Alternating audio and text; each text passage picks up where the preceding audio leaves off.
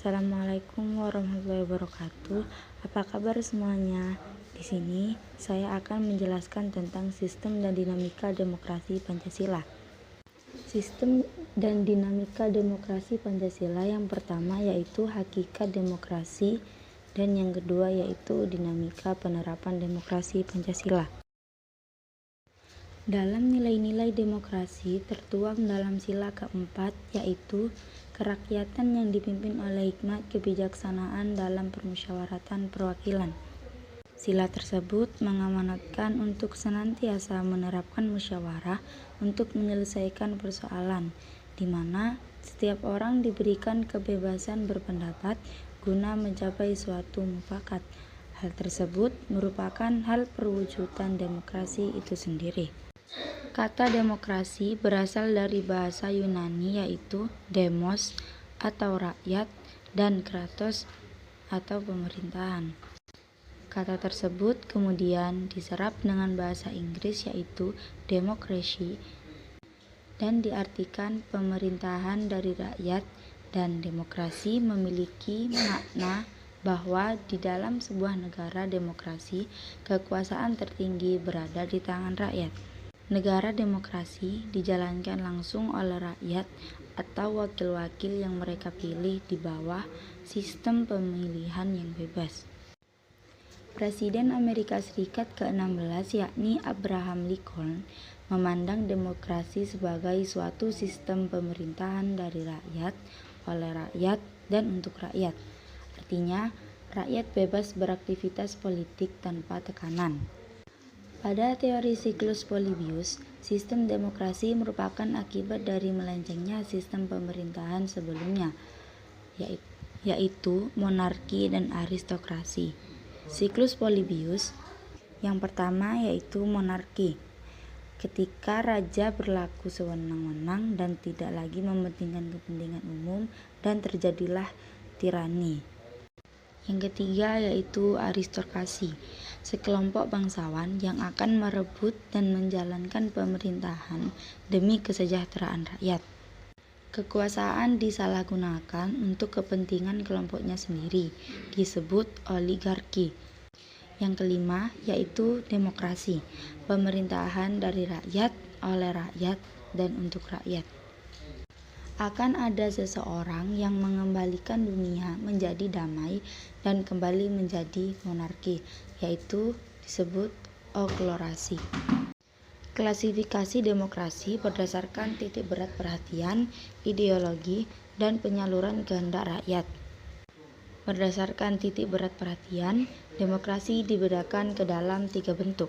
Yang pertama yaitu demokrasi formal. Demokrasi yang menjunjung persamaan dalam bidang politik tanpa ada upaya menghilangkan kesenjangan ekonomi. Yang kedua yaitu demokrasi material.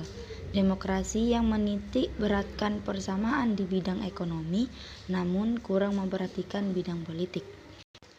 Yang ketiga yaitu demokrasi gabungan. Demokrasi yang mengadaptasi kebaikan dan membuang keburukan dari demokrasi formal dan material. Berdasarkan landasan ideologi, bentuk demokrasi dapat dibedakan ke dalam 2 bentuk. Yang pertama yaitu demokrasi konstitusional atau demokrasi liberal, yaitu demokrasi yang didasarkan kepada kebebasan individualisme. Ciri khasnya yaitu bentuk kekuasaan pemerintahan terbatas, tidak diperkenankan ikut campur tangan kepada rakyat. Yang kedua yaitu demokrasi rakyat atau demokrasi proletar. Demokrasi yang didasarkan paham Marxisme, komunisme, atau sosialisme. Demokrasi rakyat mencita-citakan kehidupan yang tidak mengenal kelas sosial. Berdasarkan cara penyaluran kehendak rakyat, demokrasi dapat dibedakan menjadi 2 bentuk, yaitu demokrasi langsung atau musyawarah, demokrasi yang ikut sertakan warga negara dalam proses musyawarah untuk menentukan kebijaksanaan umum. Kemudian demokrasi tidak langsung atau voting. Paham demokrasi yang dihasilkan dengan sistem perwakilan yang dipilih melalui pemilihan umum. Prinsip-prinsip demokrasi. Menurut Henry Bimayo, prinsip demokrasi antara lain 1. Menyelesaikan perselisihan dengan damai dan secara melembaga. Yang kedua, menjamin terselenggaranya perubahan secara damai dalam suatu masyarakat. Yang ketiga, menyelenggarakan pergantian pimpinan secara teratur. Yang keempat, membatasi pemakaian kekerasan sampai minimum. Yang kelima, mengakui serta menganggap wajar adanya keanekaragaman. Dan yang terakhir, menjamin tegaknya keadilan.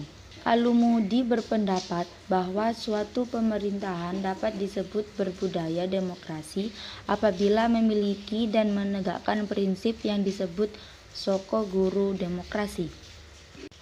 Prinsip-prinsip tersebut diantaranya kedaulatan rakyat, pluralisme sosial ekonomi dan politik, kekuasaan mayoritas, hak-hak minoritas, menjamin hak asasi manusia, pemilihan bebas dan jujur, kesamaan dalam hukum, proses hukum yang wajar, pembatasan pemerintahan secara konstitusional, pemerintahan berdasarkan tujuan yang diperintah, dan yang terakhir yaitu nilai-nilai toleransi, pragmatisme, kerjasama, dan mufakat.